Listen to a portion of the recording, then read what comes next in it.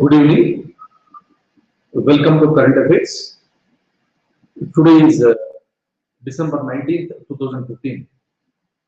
So I would like to talk to you regarding few issues today.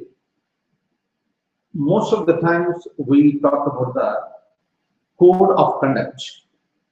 We talk in terms of ethics, we talk in terms of values. For example, if you look at our election process in India, the election commission which will conduct the elections, it will declare code of conduct that is called a model code of conduct to all the candidates and political parties who are taking part in the elections. And according to those rules and regulations only, so the people and the parties are expected to behave. Otherwise, the candidature of the candidate may be cancelled by the election commission. Similarly, if you look at the issues that are related to cricket also, so whatever you call this a sledging or something, so they have come down very drastically. It is because of the code of conduct that has been designed by the BCCI. That's the reason why once a batsman has out, which is declared by the umpire, if it is not out also, the batsman is walking out nowadays, but he is not supposed to express his dissatisfaction against the decision that is made by the umpire. So that is considered to be the violation of the rules of the ICC rather. So this is happening at the international level. I think I have used the word BCCI. Let me use the word ICC, International Cricket Council. So this is what is happening. If anybody violates or if anybody fights with any player on the ground or misbehaves with the umpire, expressing his dissatisfaction, all are against the rules and regulations. Accordingly, a person may be suspended for a period of time, or a person may be imposed some penalty in the form of some fine he has to pay the amount, and some amount will be deducted from his match fees. So like this, so many things are there. When it is there for so many people, why it should not be there for the politicians? Look at the politicians, especially in India. Of course, it's a common feature throughout the world. But especially when we talk about India, we are very proudly we are saying India is the largest democratic country in the world. There is no doubt. So, and our democratic system has larger values, larger norms, larger interests. But unfortunately, when it comes to the behavior of our members in the parliament or in the Lok Sabha, or in the state assemblies, so we are really feel very, very sorry for their behavior. Example, see, yesterday one incident that took place in Andhra Pradesh Assembly. So one of the women members who belongs to opposition party in Andhra Pradesh Assembly started using unparliamentary language against the chief minister. Number one, using unparliamentary language is not at all acceptable. Number two, so when these words are spoken by a woman member, obviously they are condemnable. And the Speaker of Andhra Pradesh Assembly took it very seriously, and immediately he suspended that particular member from the assembly for a period of 1 year. For a period of 1 year. See, you might have seen even in the parliament or in the state legislatures that a member may be suspended. Member may be suspended for a particular day, 2 days, 3 days, or for the entire session, or maybe for 6 months, or maybe for 1 year, or maybe for 2 years. The decision of the speaker is very, very important. Previously, we have seen even in Maharashtra Assembly also, where the members are being suspended for a period of 2 years because of their unruly behavior in the assembly.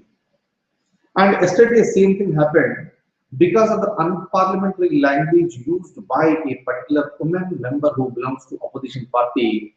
Speaker took it very seriously, and the woman member has been suspended for 1 year.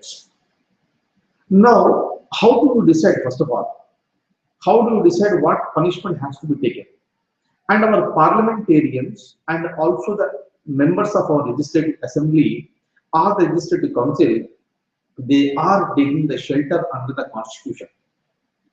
Under the provisions of the constitution, if you want to give the punishment to any member because of their behavior in the parliament or the assembly, the chair of the house can give, and the judiciary does not possess any jurisdiction regarding the things what are happening inside the parliament and inside the state legislatures. For this reason, they are really behaving in an unruly manner, and we have experienced this. So there are so many incidents in India where in the assemblies, in various assemblies, the members also fought together. So the members fought with each other. This is completely shameful attitude on the part of our elected representatives. But even then, they continue to do so. Then what should be done? Is it not a time to think at the higher level by establishing a high-level committee and to decide about the actions to be taken against such members? And I am asking you today, why the membership of that particular person has not been terminated? So why shouldn't the member be terminated from the membership and should not be permitted for contesting the immediate elections? Until and unless such type of very serious actions are not being taken, and our elected representatives are not going to change their attitudes. And you may be posing one question to me. For their unruly behavior, if the people are not happy, people can vote against them in the next election. But take it for granted, our people are even today also they are innocent. Most of the people do not know what exactly is happening on the floor of the parliament and also on the floor of the various state legislatures. That's the reason why. So this is not the time and place to blame the people. This is the time to blame and fix the responsibility to our representatives.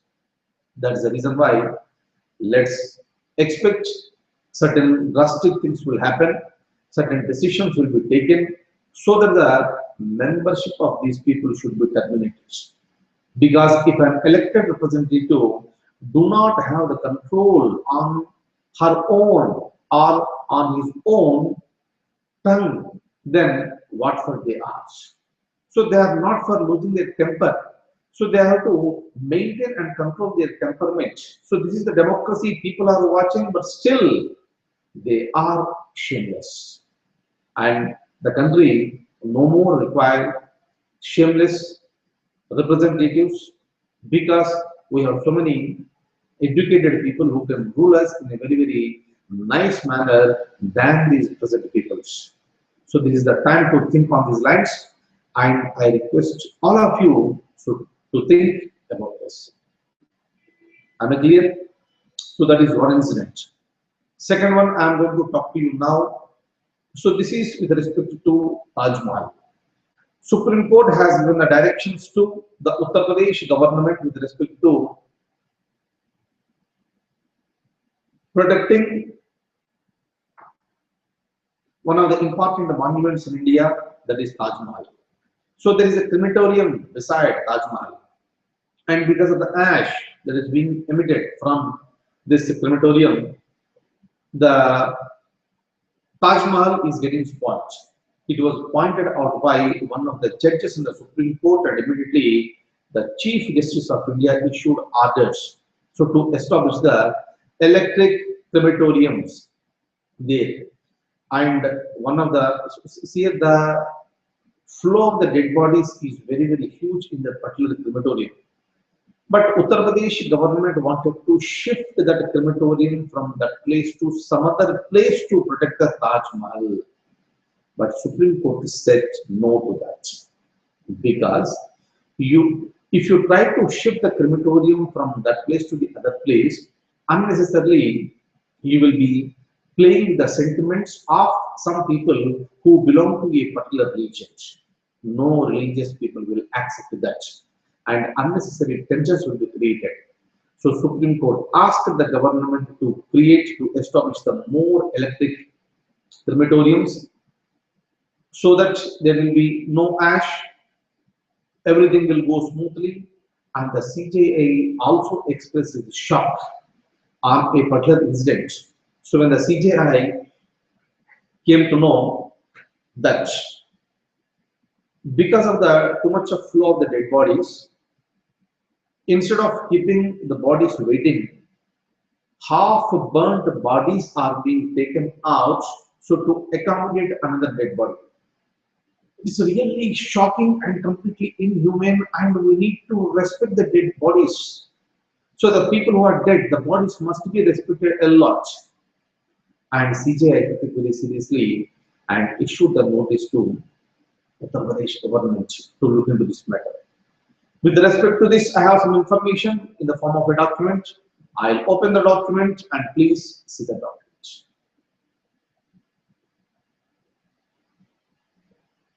Look at this. Green crematorium near Taj.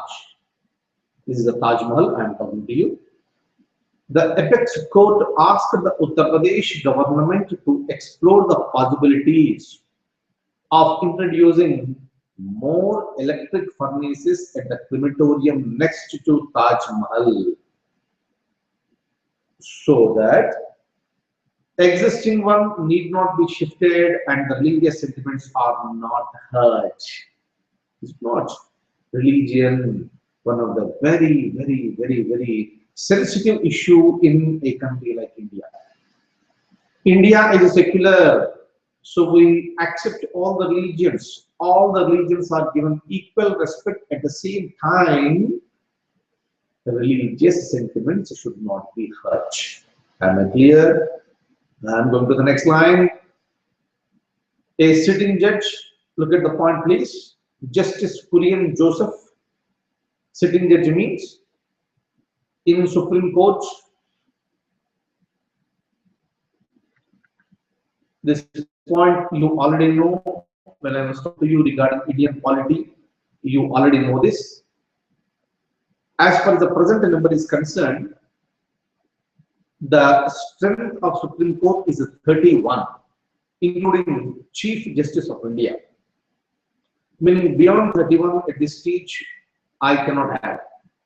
But if you want to increase the number, Parliament has to pass an act and increase the strength of the Supreme Court. And as of today, the strength of Supreme Court is 31, including Chief Justice of India.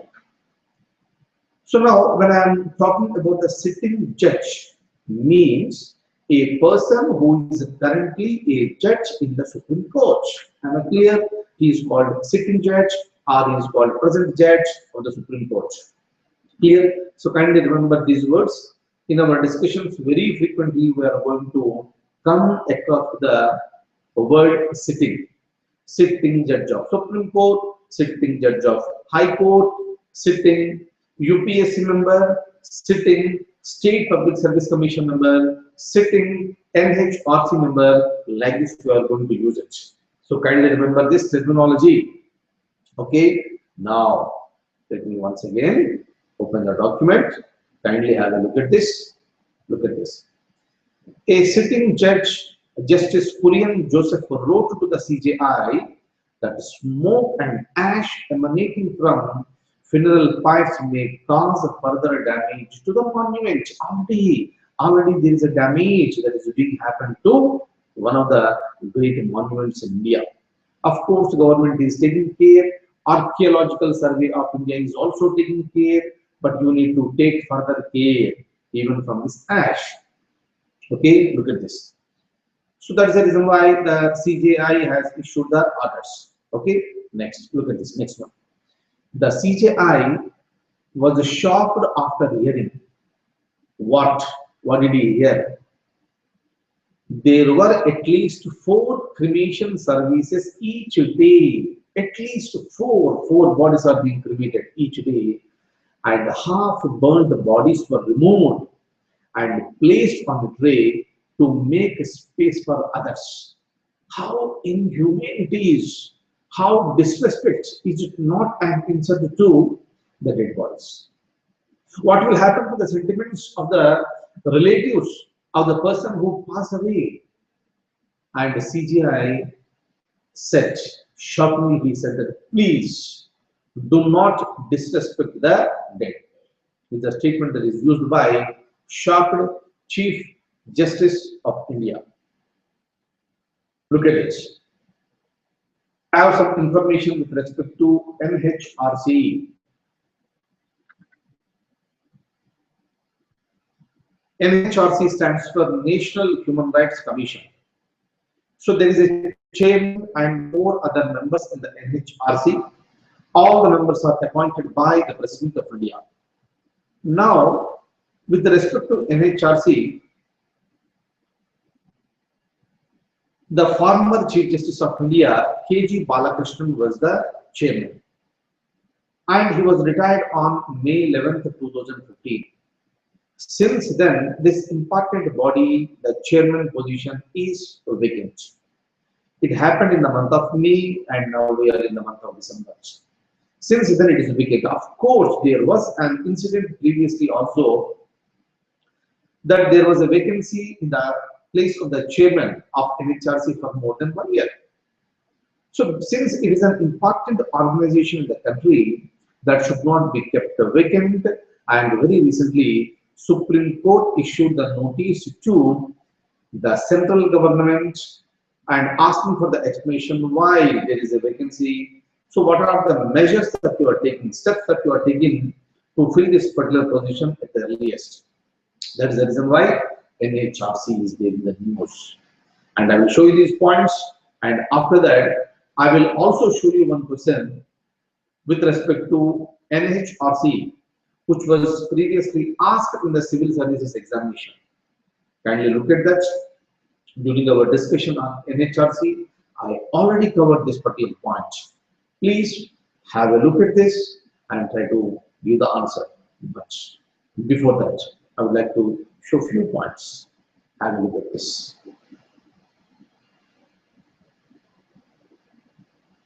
Yes. The chairman of NHRC, Justice K.G. Balakrishnan, was retired on May 11, 2015. Since then, the position was vacant. The Supreme Court issued notice to the government regarding the vacancies.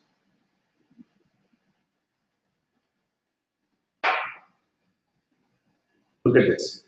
So now you can see a question on your screen. Who can be appointed as a chairman of NHRC? Please look at the options. Try to recollect the points which I spoke to you while I was talking to you regarding NHRC during our polity classes. Hopefully everybody might have watched this. Now try to answer this. Now the question is with respect to the chairman of NHRC. Who can be appointed? Simple points. What's the qualification? Look at this. Only a retired Chief Justice of the High Court can be appointed as a chairman.